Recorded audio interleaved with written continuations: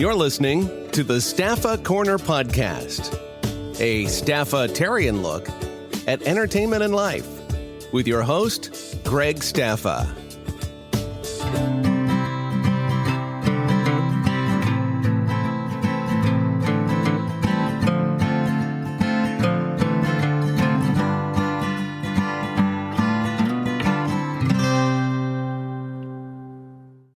My guest this episode is Sean Cameron Michael, known in the U.S. for appearing on shows like MacGyver, Shooter, Scorpion, 24 Redemption. One of my favorite shows, Black Sails. He can be seen in the current film How to Make a Killing, which is currently out now, and David, King of Israel, which is out on Fox Nation. Sean, thanks for coming on. Hey, Greg, how's it going, man? I think the last time we spoke was Shooter, when that was screening in the States. Yep, it's been a few years. What's been going on with your life? I think like most people in the entertainment industry, since the pandemic, the past, 5-6 years has been pretty insane. Everybody's sort of trying to figure out how to make money and how to find work. It's been quite an adjustment for everybody. And obviously, with the pandemic and then obviously, actor strikes and writer strikes and crew strikes, it's been very, very challenging. But I've sort of been fortunate over the past 11 years to spend, most of my time either in South Africa or back and forth to Los Angeles. So I've been able to sort of work in both territories, which has kept me alive.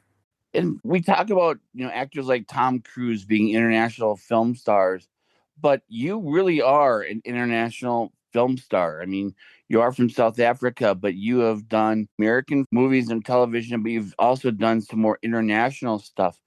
As an international actor, is there a different perspective that you have with like the American films, or is everything blending together as more American films go national to do their filming? Yeah, so over the decades, South Africa has really been a sort of service country, facilitating so many, obviously commercials, but certainly a lot of international TV series and movies, have been shot here over the past, 3-4 decades.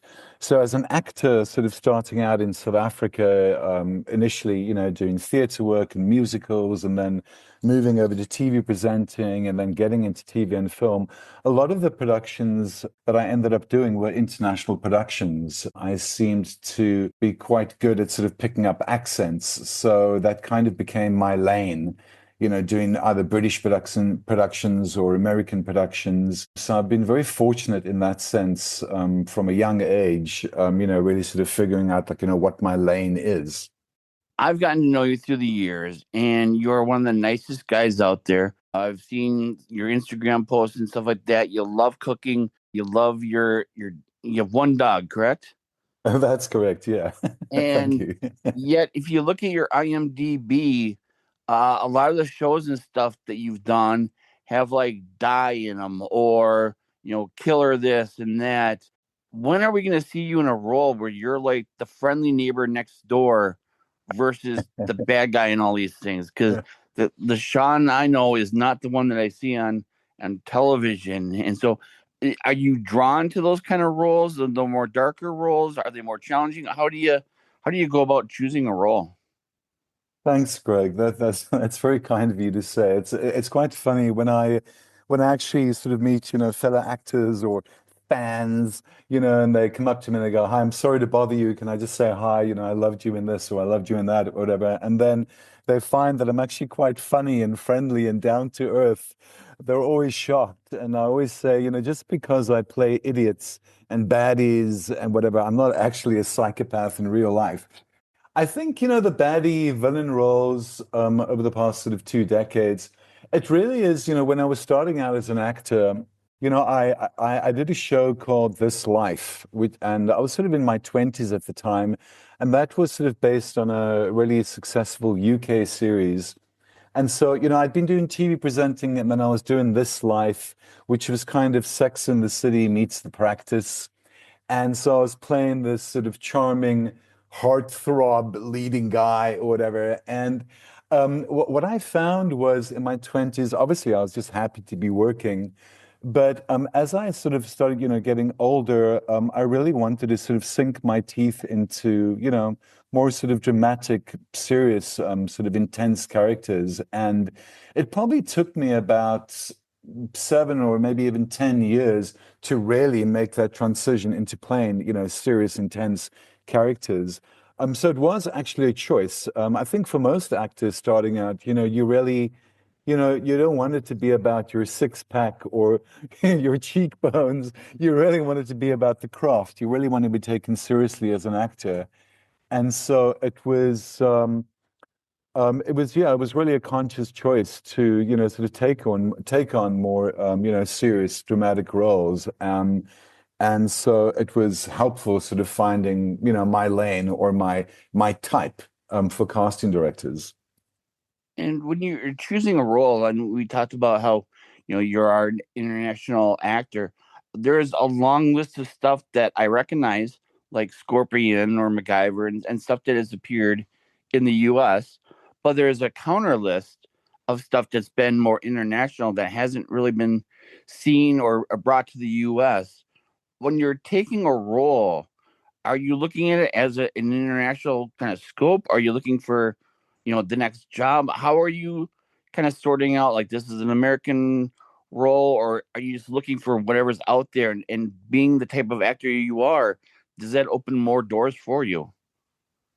I think what's sort of been, important for me, obviously, I love to work, and what I've kind of been, what I've found really interesting, for example, in South Africa, we'll have our soapies and our telenovelas, and you'll get certain actors, who just go from lead role to lead role to lead role, and when I get to work with them, they're kind of impressed, that I've, played so many roles and worked on so many productions over the years. And I've actually really, obviously, as an actor, I love working. But what I love about playing supporting roles is, what I will do is, I'll read the whole script, figure out where my character features in this and how I can support those leading characters, what I can give them to help them with their performance or, give them something to play with. So, for example, my first really big production was 24, with Kiefer Sutherland and Robert Carlyle. And with that, when I auditioned for that and got a call back and got to meet with the director, John Cassar, and Howard Gordon, the producer, I when I auditioned for that and did the callback, I knew exactly, I was playing this French UN worker, and I was obviously a big fan of Kiefer, and obviously of the 24 series. And so when I auditioned for that, I really went out to be as evil and as bad and as spineless to really make this character irritate the hell out of Kiefer, so that he had enough ammunition as the hero of the story, so we could sort of play nicely together. And so that's kind of been my thing, is sort of figuring out, who the character is that I'm playing, what place it has in the story, and how I can enhance the story and help those lead characters. And so I think that's really been my sort of gift in that sense. And certainly being able to play different nationalities, from French to German or Russian or British or South African or American.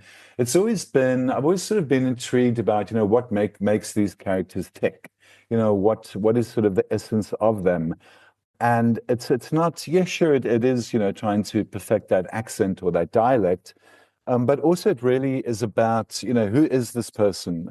And so certainly when it comes to, let's say, when I played, let's say, Judson Lovingood in the Challenger disaster with William Hurt, it was a case of figuring out, okay, cool, can I find any audio footage or any footage of Judson Lovingood? What does he actually look like? What does he sound like? Where was he born? What is the city that he comes from? And all that sort of stuff sort of defines or helps me to build a real living character, that's believable and authentic to an audience. And so that's always been my approach to every project that I take on. And I think that's how I've been fortunate to able to sustain a career over decades.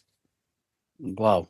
And 24, I would say, and correct me if I'm wrong, was probably your big introduction to the U.S., followed by Black Sails. Would that be correct? Yeah, I mean, the order of it was actually, yeah, 24. When I got that job, obviously, I think when it was the sort of, there was a writer's strike at that time. So I think it was between season 6 and 7 that there was a gap, and they were worried that they might sort of, Fox was worried that they might, lose the audience or the fans of the show, and so that's why they quickly came to South Africa to shoot a movie.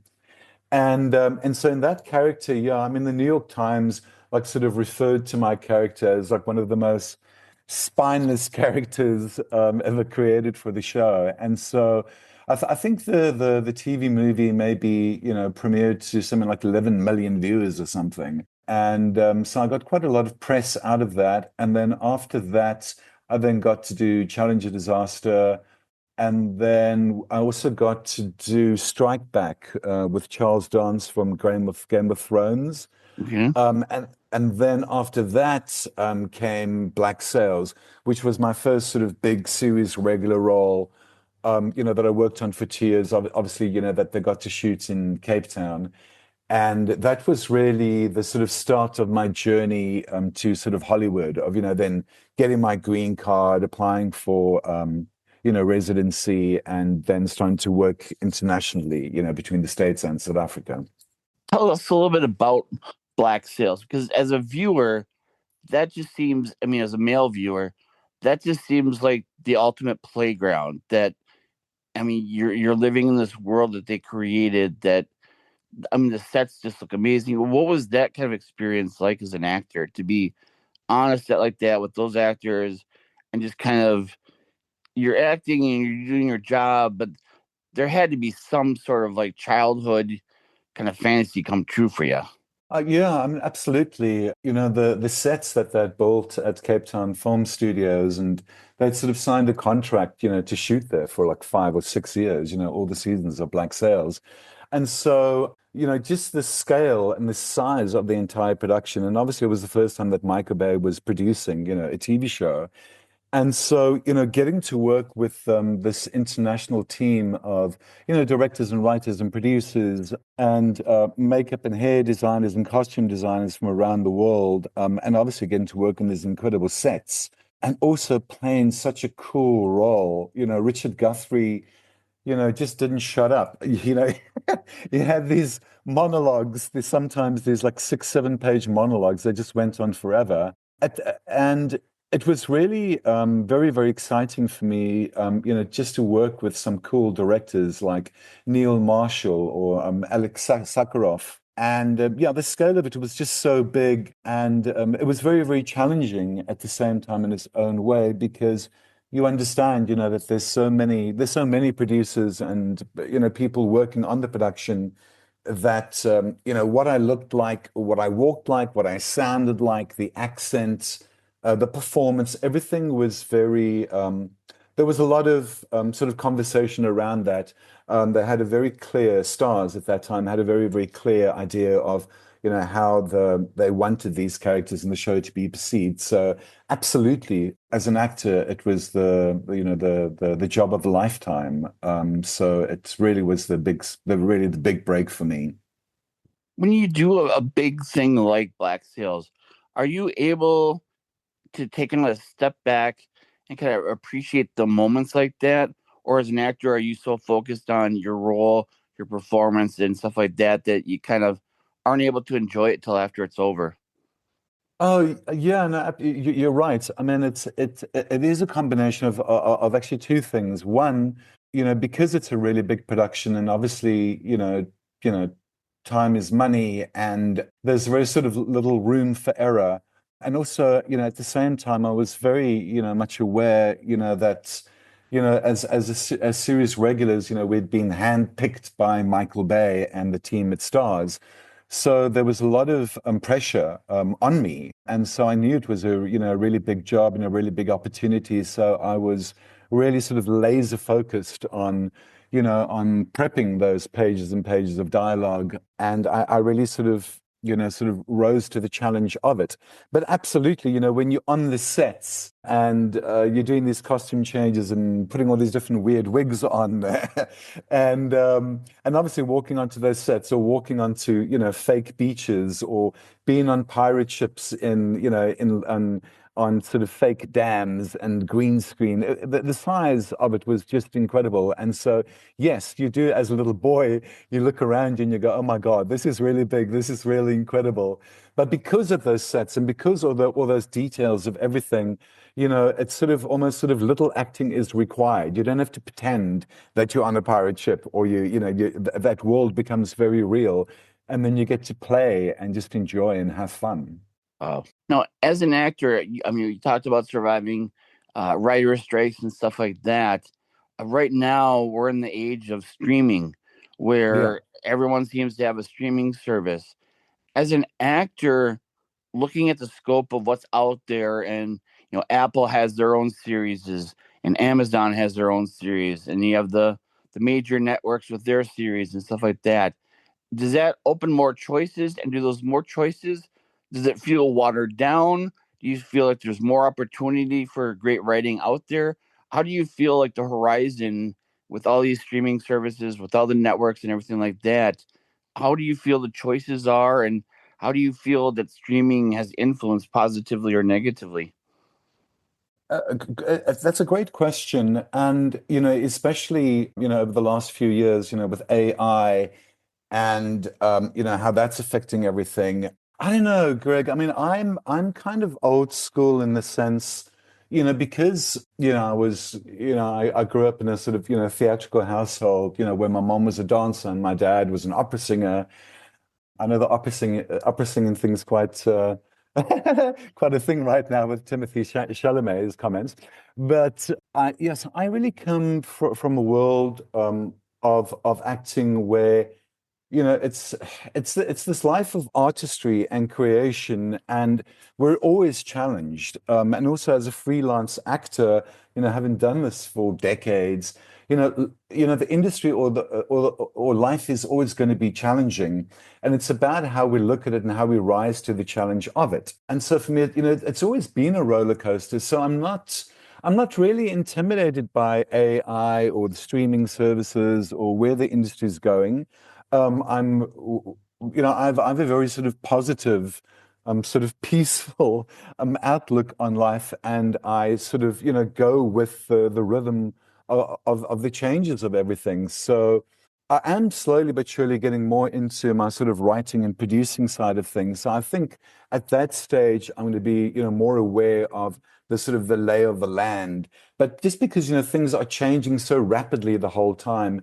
As an actor, we go where the work is, irrelevant if it's going to streaming or if it's going, it's a feature going out theatrically. As actors, we really just want to work.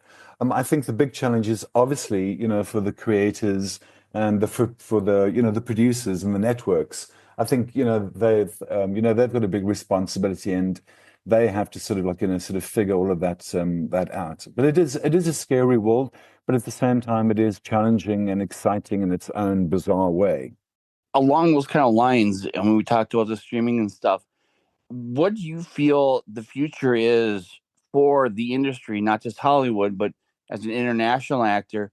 I mean, 10, 15 years ago, you could make a small, low budget movie that would do, okay in the theaters, but it would find life on DVD or VHS and kind of make up some of that money to kind of balance out. But now we're not seeing that kind of revenue stream anywhere because DVDs are kind of going by the wayside. Do you think that the industry, as far as voices for the smaller independent roles, independent films and stuff like that, is being diminished, or how do you see a way for those to survive?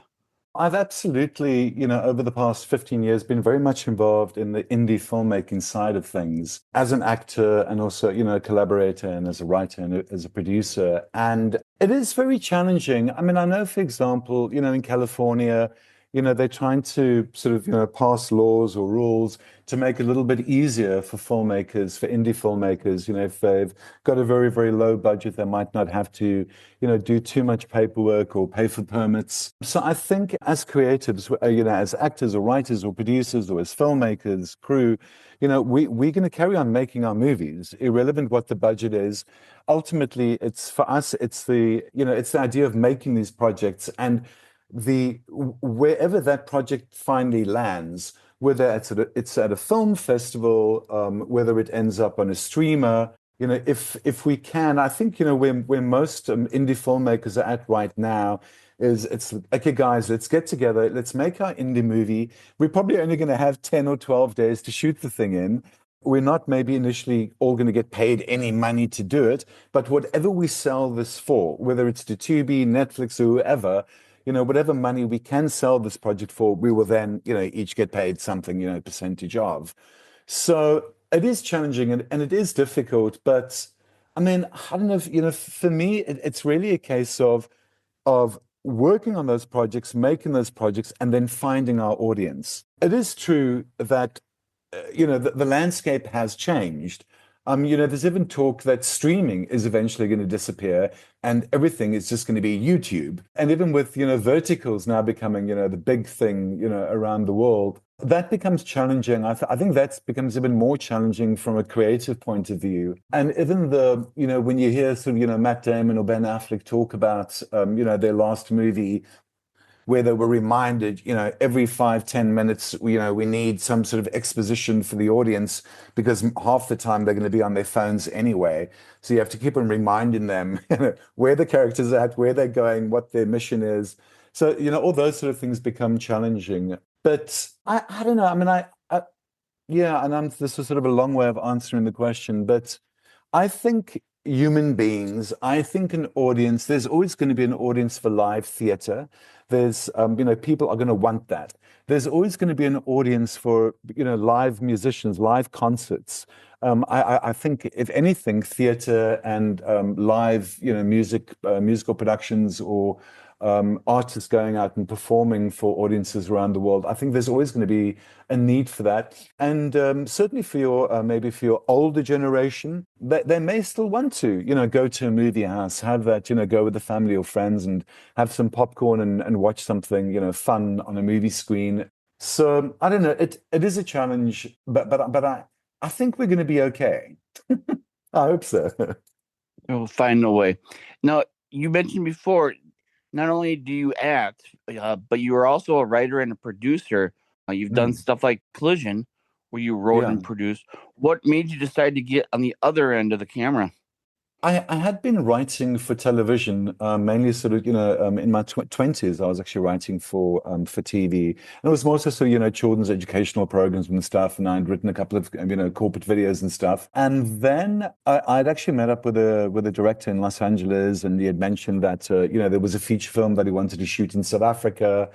And I then sort of came on board to sort of help co-write the screenplay for that, being South African and it being a story, a South African story that he was wanting to tell. And then obviously as a writer, then became an executive producer on that production.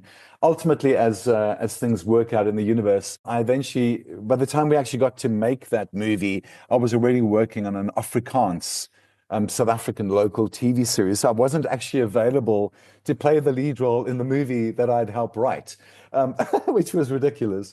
But that's just how things work. So yeah, I'd always loved writing, and it's one of those interesting things, as an actor, when you've read 1,000 scripts and worked on stacks of productions, you're automatically, telling stories in your head, trying to figure out, what makes a good story, what makes a good movie or a good TV series. You're really trying to figure out all these characters, and you're trying to, as an actor, figure out, what is the motivation for all these characters, what's authentic, what's real, what doesn't make sense, what works, what doesn't work. And so writing has always been there. And over the years, especially over the past 7 years, I've written quite a couple of screenplays. It's really only over the past 2 years that I'm now, heavily focused on these screenplays that I want to produce possibly as co-productions between maybe South Africa, the UK, and the USA. And so it really is about collaborating with, with indie filmmakers, producers, and sort of seeing, where the landscape is at over the course of the next sort of 2, 3 years and where we can potentially take these projects. I think it's also a case of, when there isn't a lot of work, it's one of those things where you kind of need to go out and make your own work, do your own stuff and sort of take control of one's career. And so I think it's a combination of all those things. We've talked about how you've done, American stuff, you've done international stuff. Is there anything out there that you've done that may not have found? Because now that we live in the streaming world, it's a lot easier to find stuff. Netflix, I think, does a wonderful job at presenting things that most Americans might never have heard of had it not been for Netflix. Is there something out there that you've done that you wish more Americans could get a glimpse of or watch, that now might be an easier time to find something like that out there? Yeah, it's very true what you're saying. When you switch on Netflix and you have a look, and they sort of recommend, okay, these are the top 10 TV series, or these are the top 10 movies. What you might see in America when you switch on Netflix, and what I see in South Africa, or what somebody might see in the UK, we're all being presented with with different shows. The algorithms are specific to whatever you like or don't like.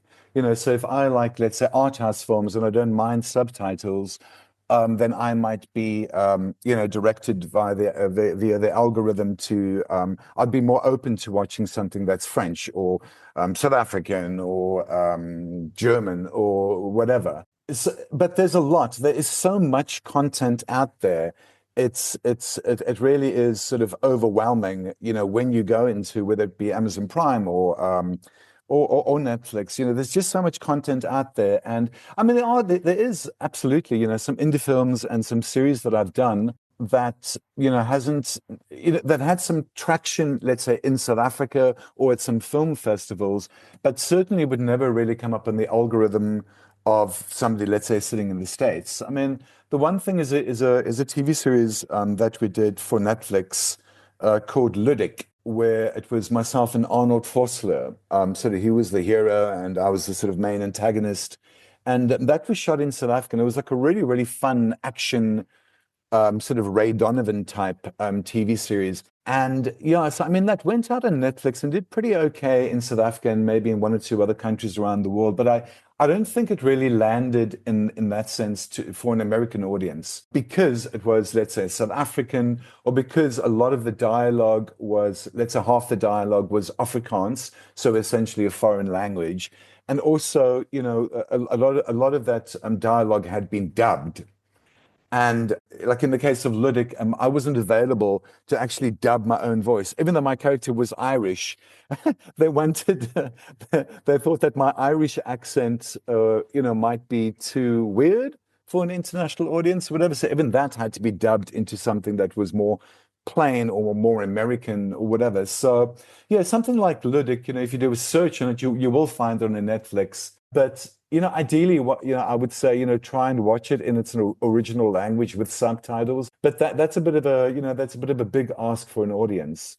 So yeah, so Ludic is something, that I did. And then there's other indie movies like Broken Darkness, and The Last Victims, which I think were on Amazon Prime at one point. So, those are 2 other projects that I've done. But yeah, it's, as I said, there's just so much content out there, and I can understand why audiences, might not get to see stuff that, that we've, let's say, worked so hard on. As Americans, I think it's safe to say that we kind of live in our own bubble. It's easy to look inward and look at films that are successful based on how they do in the U.S., the dollar amount in the U.S., and we kind of forget that there's a whole another world out there. When you do a project that is international but doesn't quite hit the U.S. market, what are kind of your barometers for success? That's also a great question. You're really good at this, Greg. My barometer for success is being able to work and make a living as an actor, and to to get to do what I love. The fact that I've been able to do that professionally, since my teens, that is my barometer of success. My job, is acting. It's what I love, and it's getting to work with, other cool actors and directors and producers and make projects and bring characters to life. But ultimately, how those projects are edited, if they find an audience or don't find an audience, unfortunately, I don't, I have no control over that. And so I can't really put, too much energy into that. I mean, another show that I did was something called Blood Drive that I was very, very excited about, and that went out on, the Sci-Fi Network. And unfortunately, once again, it didn't really. It had its sort of own fan base, but it wasn't highly publicized. There wasn't a lot of press for Blood Drive out there. I do think James Rowland and the producers are trying to, sort of get the rights back to try and get it back onto, or try and get it onto like Netflix or another streamer. But Blood Drive is something that I'm very, very excited. That I was very excited to do a couple of years ago because it's a really sort of fun, over-the-top, crazy, post-apocalyptic, very sort of Quentin Tarantino crazy series in a sense.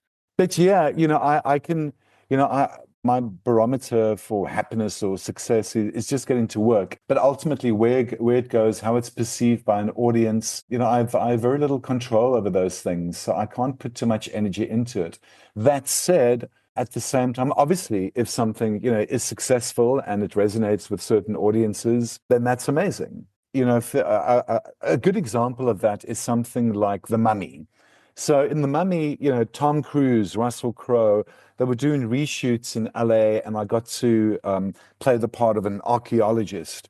My agent at the time picked up the phone to me and said, "Look, there's this Tom Cruise, Russell Crowe movie, a remake of The Mummy. Would you like to play the archaeologist? It's only like one day's work. No, you're not going to get to meet Tom and Russell, but you're going to get to work in a Tom Cruise movie." And I was like, "Oh my God, yeah." Are you kidding me? Of course. And even something like The Mummy, which wasn't necessarily, critically well received, but it made something like $500 million at the global box office. So that was successful. And for me, it was just the idea of working on a big movie with A-listers. So that's cool for me. And it's the same now with with How to Make a Killing, getting to work on that. Yep, let's get to that. How to Make a Killing, currently out right now. Tell us a little bit about how you got involved in that and what made you decide to take that role. Yeah, I mean, my agent gave me a call about this movie shooting in South Africa that was being made by Studio Canal and A24, and that John Patton Ford was directing on a screenplay that he had written. And obviously, I knew of John Patton Ford because of Emily the Criminal, which I'd loved.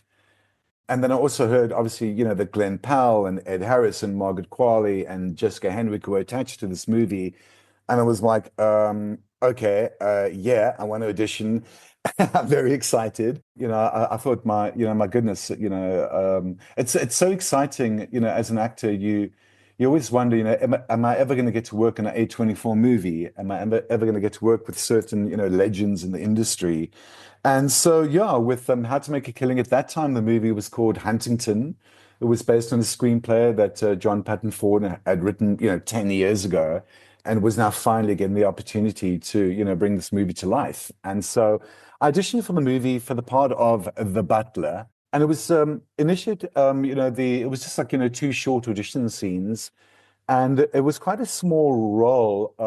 And then I got a call from my agent, and she said, "Look, a new draft of the screenplay has come out, and the butler's still there, but he doesn't have any dialogue. How do you feel about this?" And I was like, "Well, it's an A24 movie, and it's Ed Harris. My God. Obviously, I really, want to do it." And then she said to me, "Look, the director would like to jump on a call with you. Would you be open to that?" I was like, "Sure." And so, yeah, John called me and said to me, "Look, Sean, this character, the butler, he is, he is sort of like, part of the fabric of the whole storyline, which spans decades. And, he sort of joins the different timelines of the movie together. He's the butler at the mansion, the Redfellow Mansion, with Ed Harris. But we first meet him in the beginning of the movie with Glenn Powell's mother, who, falls pregnant. And so that's when we first meet the butler. And then later on, a young version of Glenn Powell comes to the mansion and then meets my character, who's sort of in his 30s. And then later on in the story, when Glenn Powell then returns to this mansion, now 20 years later or 30 years later, there I am, the butler's still there, and and then also then later on in the movie, you also find out that once again, the butler's now working for Margaret Qualley's character.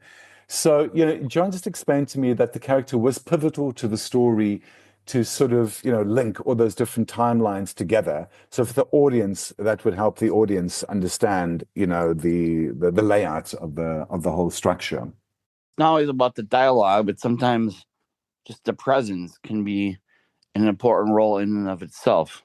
Absolutely. And then, getting to booking the job and getting to work on it for a couple of weeks. And, the sort of Redfellow Mansion, which was based on a mansion, I think in New York somewhere. They'd actually, built the exterior, the facade of that mansion they'd built the set for a couple of weeks in Cape Town, in Stellenbosch. And they would be shooting there like for one night, and for exterior shots of this mansion. And when I arrived on set, and it was just it was absolutely mind-boggling. There was rain machines, there was all these lighting rigs, and I was standing with Glenn Powell and John Patton Ford, and we were standing and looking at this set. And I sort of turned to John and I said to him, did you ever imagine 10 years ago when you had written the screenplay that, a decade later you would be standing in Cape Town, and actually making the movie? And he was like, no. It was really very, very exciting. And then obviously then getting to work, directly with Glenn Powell and with Ed Harris. There's one wonderful sort of anecdotes of, where the director's blocking a scene with Glenn and with Ed and myself. And I'm sort of, serving them dinner and pouring them wine. And Ed Harris turns to me and he goes, and this is sort of in the blocking in a rehearsal, Ed turns to me and he goes, thank you, Charles. Your name is now Charles. You've been my butler for 20 years. We have history. And sort of the director, John, sort of turns to me and goes, okay, cool, your character's now Charles. So there's beautiful moments, like that. And it really, as I had said before, it's the making of the movie. It's those experiences of working on these sets, working with these wonderful actors and these really, really passionate, team, of things like makeup artists who are having to age me from 30s to late 50s, and production teams and set builders and crew, and the hundreds of people involved in actually bringing something to life is just such an incredible experience. And I hashtag blessed. I was an extra for a month on a film. And just hearing you talking about the behind the scenes stuff, Hollywood and filmmaking is such a magical thing that I think a lot of us have kind of forgotten about. To be able to step back and watch how a film is put together and how all of it comes together, from the lighting to the directing and the actors, is a magical thing to be a part of. And just hearing you talking about that and learning the butler's name and how that came about is just, I think, something that's why I like doing these podcasts, is because you get little insight into that, and it just really shows the highlight of the film industry and the magic that it has. Wrapping things up, the other thing you have going on is David, King of Israel. Tell us a little bit about that and what brought you to that. Yeah, I met the director David L. Cunningham, and I'd met him. I'd auditioned for David King of Israel, and he said to me, "Look, it's a mini series. I want you to play Commander Abner, who is King Saul's sort of right-hand man. He's not such a big featured character in season one, but certainly becomes a much larger character in season two, if we get to make that." And so yeah, I'd done things, sort of period pieces like Black Sails, and then I'd also done something before for I think it was ABC. I'd done something called Kings and Prophets.